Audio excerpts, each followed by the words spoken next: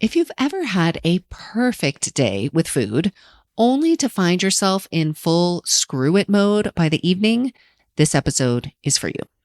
Today, we're talking about progress over perfection, what it actually means, why your brain resists it, and how shifting what you're looking for might be the thing that changes everything. Because what you focus on expands, and it's time to start focusing on something that actually works. Welcome to Binge Eating Breakthrough, the podcast to help you stop feeling out of control around food and build trust with your body. If you've tried everything but still feel stuck, you're not alone. I've been there too. I'm Jane Pilger, and I'm here to help you see binge eating in a new way so you can finally break free. Each week, you'll get the tools and insights to create peace with food and your body. Your breakthrough starts now. Hello, trusted listener. I consider you a trusted listener because I trust that you're not here looking for another set of rules to follow. I trust that somewhere inside you, you already know that perfect hasn't worked and you're ready to hear something different. So today we're going to talk about progress, and specifically progress over perfection and what that can look like on your journey with food. I'm also going to give you an analogy that is completely not food related because a lot of times I think that can be really helpful. So all of this focus on progress started with a conversation that I recently had with a friend. We were talking, catching up, and he mentioned something that has stayed with me. He said he loves making progress, not arriving, not achieving, just moving forward. This is somebody who has done a lot of pretty incredible things in his life, but he is driven not by the end results. He's driven by progress, daily progress. And I've been thinking a lot about this since we had that conversation. I've been thinking about it a lot in my own life and also talking about this with my clients. What does it mean to make progress? What does progress actually look like? And what is it like when we shift from that outward outcome end result focus to daily progress? And how do we recognize it, especially in an area of our lives when we've been so focused in the past on getting it right, on trying to be good? Because here's what I see with a lot of people that I work with and what I experienced myself for a long time. When it comes to food, there's often no middle ground. Either you're doing it perfectly, you're eating the right things at the right times in the right amounts, or you've blown it. And now you're in what a lot of people think of as screw it mode. You're either on the wagon or you're off the wagon. You're having a good day with food or a bad day with food. It is all or nothing. And if you've been there, you know exactly what I mean. You wake up with a plan. You feel good. You're doing it. And then something happens. Maybe you eat something you didn't plan for. Maybe you're stressed. Maybe dinner just didn't go the way you expected. Maybe somebody invites you out to eat when you weren't planning on eating out. Maybe something happens at work and it's like suddenly a switch flips. Well, I already messed up. Might as well. I'm not going to do this again tomorrow, so I might as well just keep eating now. This is black and white thinking. And it's one of the most common patterns I see in people who struggle with binge eating, with feeling out of control around food. It doesn't leave any room for the middle. It's just black or white. It is good or it's bad. There's no such thing as a decent day, an okay day, a day where you made some choices that felt good and some that didn't feel so good. It's either perfect or failure. And here's the thing, when you are operating in all or nothing mode, you are often setting yourself up for the very outcome that you're trying to avoid. When your standards are so high, so rigid, so unforgiving, the fall is inevitable. And it's not because you lack willpower, and it's not because something is wrong with you. It's because the nervous system doesn't do well with that kind of pressure. It will find a way to release that pressure. I know this from my own experience. For a long time, I had very rigid expectations of myself around food. I counted calories. This was back before apps and everything else. I had this massive spreadsheet that I would keep. I only allowed certain foods. I kept foods out of the house so I wouldn't be tempted.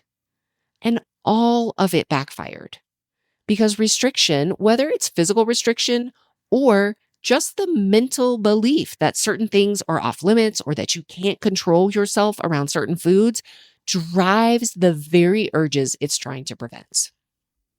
And then when I finally let go of all of those rules and all of that rigidity, I swung the other way for a while.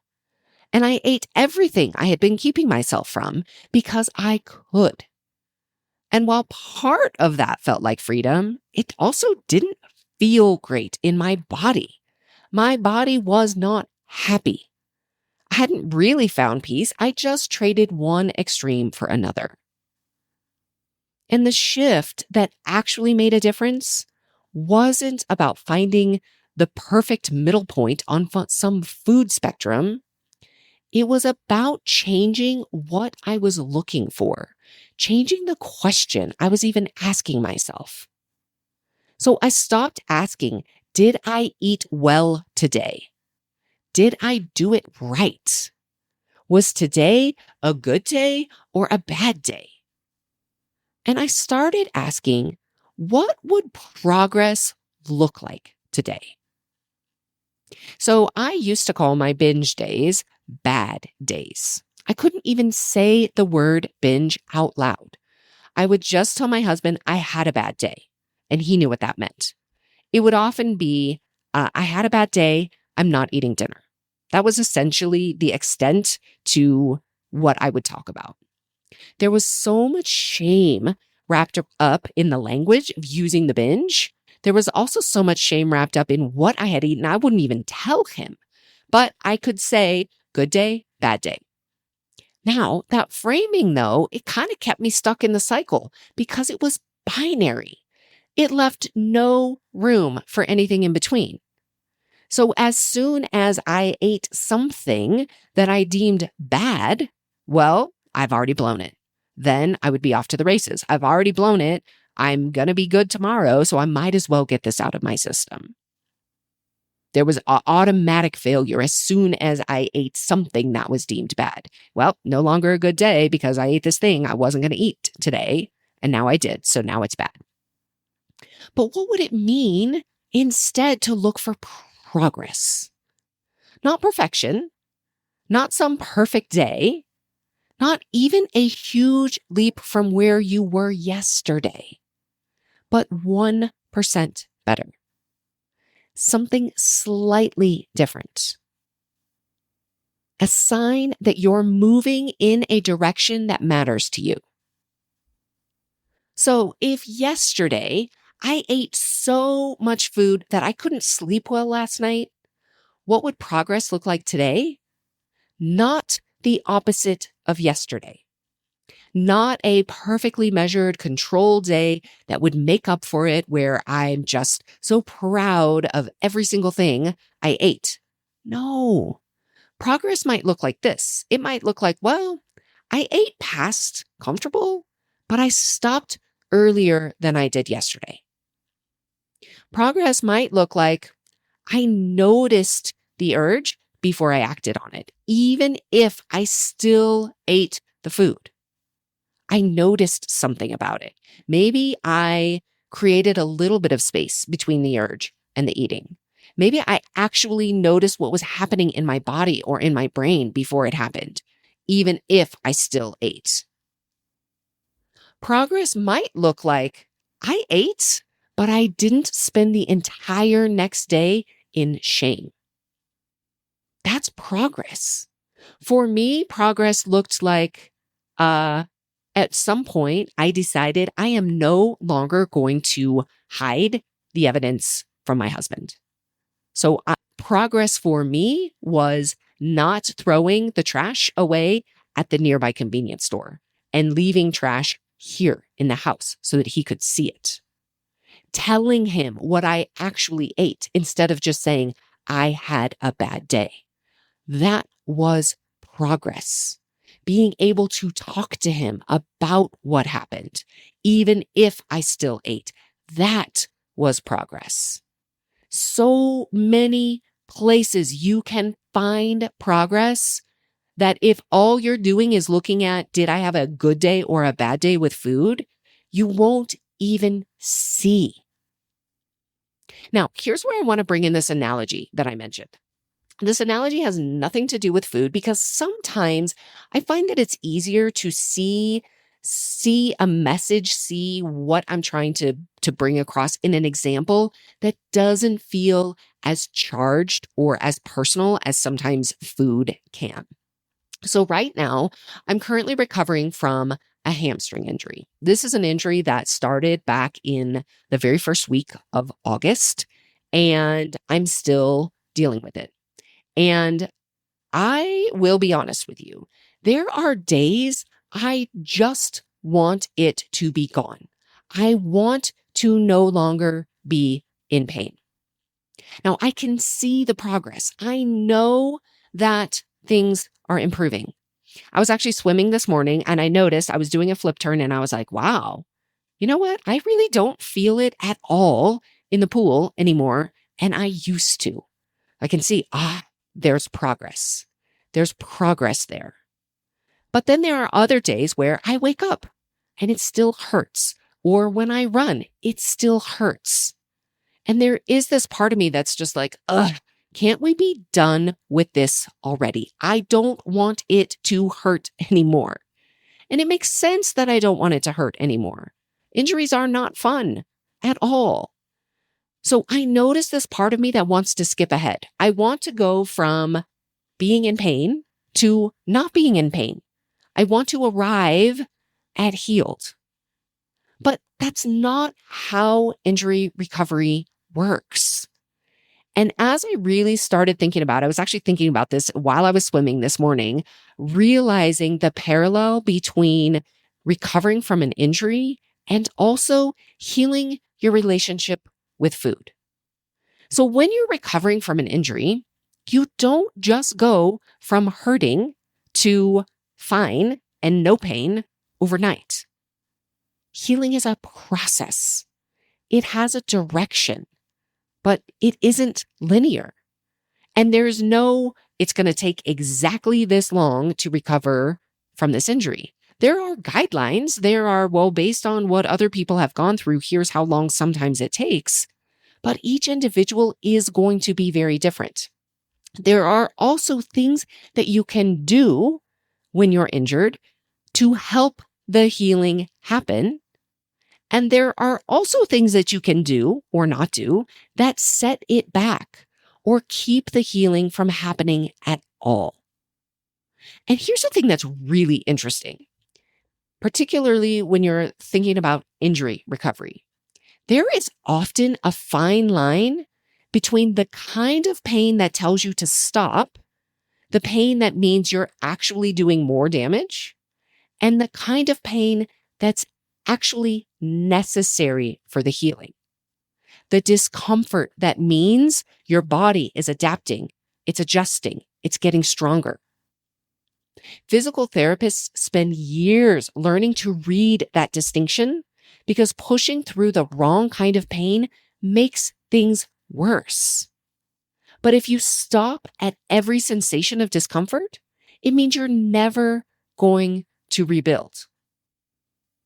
And here's the thing that's actually really fascinating about injury recovery is so many people, when they get injured, they want to just stop moving entirely. It's like, no, it hurts when I move. I just need to wait it out. I just need to rest. But for so many injuries, that's actually one of the worst things you can do. The body needs gentle, appropriate movement to heal. And complete avoidance keeps you stuck. This hamstring injury that I have right now, the only way to heal it is to put it under the right types of load so that it will rebuild. But there's like this progression of exercises that you have to do. And if you do them in the wrong order, you will prolong the injury. If you do them in the right order with the right amount of load and you keep adding the load, then your body will adapt and adjust with time. It's so fascinating. But when we think about just this instinct, this idea that so many people have when they get injured, well, it hurts when I do that, so I'm just going to stop. I see this so often with food too. So when somebody has a difficult relationship with food, the instinct is often to eliminate, remove the food, remove the choice, remove the exposure, control everything so nothing can go wrong. But that is not healing the relationship. It's avoidance. And avoidance, just like complete rest from an injured muscle, can actually prevent the healing that needs to happen. Real recovery from an injury and from a challenging relationship with food requires working with something rather than around it. It requires guidance on what kind of effort creates the environment for healing versus what kind of effort just creates more pain. It's not about pushing through everything, and it's not about doing nothing.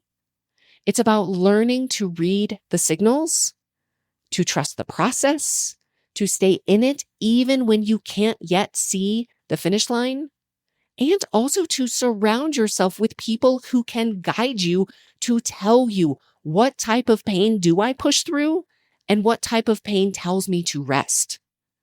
I would not know that answer without a physical therapist telling me what pains are good and what pains are actually exacerbating the very thing that I'm trying to heal from. So progress with an injury might look like I walked to the mailbox today when last week I couldn't. Or for me, wow, I don't feel my hamstring in the pool today when last week I did. Progress with food might look like, I ate a little bit more than maybe I wanted to, but I stopped before I used to. Neither of these is a destination. They're both aspects of healing. We are making progress towards the thing that we want. Now, let's go back to this whole idea of 1% better, just a little bit better every day. Now, you might be thinking, wait a second, isn't that settling? Isn't that kind of giving up? If I only improve 1% per day, am I actually really going to make any progress? Shouldn't I want more for myself? I want more than 1% better. Now, I totally hear it, makes so much sense, but I want to offer you a different way to look at this. Aiming for small, sustainable progress is not giving up. It's actually the most effective strategy available to you. And there's a reason. Your nervous system doesn't like change, even change that you want, even change that you have been seeking for years. The part of you that has used food to cope, to soothe, to survive, that part has been doing its job really well. It is very well practiced. And when you come in with the big plan to overhaul everything overnight, it's a little overwhelming for that part. It doesn't feel safe. And when something doesn't feel safe to the nervous system, it resists. And sometimes it resists by going right back to the old behavior, those old neural pathways that are already wiring and firing together. But small progress feels doable. It feels safe enough. And safe is what allows the nervous system to actually let something new in. You're not tricking your brain into change. You're inviting it. You're showing it this is manageable. We can do this. And when that feels true, you start to actually do it. Same thing with injury. There's a very tiny progression that you do when you return to activities that you couldn't do before because of the pain. If you try to do too much, the nervous system is going to tighten up. It's going to fear the pain again. We have to very slowly over time prove to ourselves that we can do it. So there's this principle that I come back to often, I repeat this so often to my clients. What you focus on expands. What you put your attention on, you create more of. So when you focus on everything you're doing wrong, every binge, every slip, every day that didn't go the way you wanted with food, you keep feeding that story. You keep reinforcing the identity of someone who can't do this, who keeps failing, who can't be trusted around food. But when you start looking for progress, even tiny, imperfect, hard to see progress, something starts to shift. You start to find it. And the more you find it, the more real it becomes. The more evidence you have that change is actually happening. You create and build and start sustaining momentum. The belief that you are someone who is capable of change. This is something I work with on my clients all the time. Learning to see the things that don't look like progress, but actually are. Pausing before eating, still eating anyway, progress. That pause is a new behavior. That pause is your brain building a new pathway. Noticing you usually binge on Mondays, but you didn't binge Monday, you binged on Tuesday, that's progress. The window shifted. Something is changing. Getting curious about what happened instead of going straight into shame and judgment, that is progress. Awareness is always the first step. Eating one food that you used to restrict without spiraling, progress. Asking for help when you used to try to figure it out alone, huge progress. These things might not feel like progress because they don't match the image of what fixed is supposed to look like. We have this picture in our minds of the end result. Someone who never struggles with food, who eats intuitively and joyfully and never thinks about it twice. And we measure ourselves every day against that image. And of course, measured against that image, most days feel like failure. But what if instead of measuring against this perfect image of the future, you measure against yesterday? What if the only standard is something, anything shifting? All right, let's come back to this injury analogy. I would not be where I am in my recovery from my hamstring injury without my physical therapist. Not a chance. Left to my own devices, I either would have pushed too hard and made things worse, or I would have been too cautious and made no progress at all because I would have been afraid that any amount of pain was causing more injury instead of actually creating the tension and the healing that I need. Having somebody who could actually see what was happening, who could identify what needed strengthening, when I needed to rest and when I needed to push, what exercises to do in what order, give me a clear path forward, that made all the difference. And sometimes I couldn't see the progress myself. I would show up to a session feeling like, there's still pain. And he would point something out specific, like, you actually have a better range of motion, or you're able to do more now with less pain overall. That is progress. These are things I couldn't see on my own. I needed someone else to reflect them back to me. And that's what good support does. It helps you see the progress you can't see on your own. And it gives you a path to keep moving toward your ultimate goal, which in this case might be feeling free and peaceful around food, even on the days when you feel like you're still right where you started. So if you are someone who has been trying to figure this out alone and it's not working, not because you're doing something wrong, but because this is genuinely hard to navigate without guidance, I want you to know that support is available. So you can schedule with me a breakthrough call. It's just an honest conversation about where you are, what you've tried, what a path forward could actually look like for you, what questions you have, what might be possible in terms of here is a path. Here are the things that maybe are keeping you stuck. Here are the things that we can work on that might help you towards that healing, that freedom, that recovery that you're really looking for. So I'm going to put a link to schedule that in the show notes. I would love to talk with you if you are interested in getting that sort of support.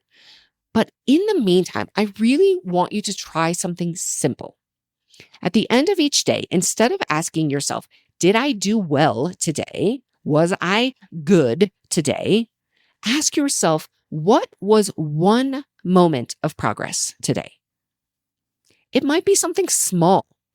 It might be something in the past you would have dismissed as not enough. I want you to look for the progress. It counts. Every single bit of progress counts. Progress over perfection isn't a consolation prize. It is the actual path. So put your brain to work on, where am I making progress on my journey with food? And let your brain find the answer. All right, that's what I have for you today. I'll see you next week. If you know you want to rebuild self-trust, if you know you want to stop looking outside yourself for answers and start listening to the part of you that already knows what you need, but you can't seem to do it on your own, I want to invite you to join me in The Gathering. It's a monthly space where you can reconnect with yourself and rebuild trust from the inside out. Learn more at janepilger.com/gather.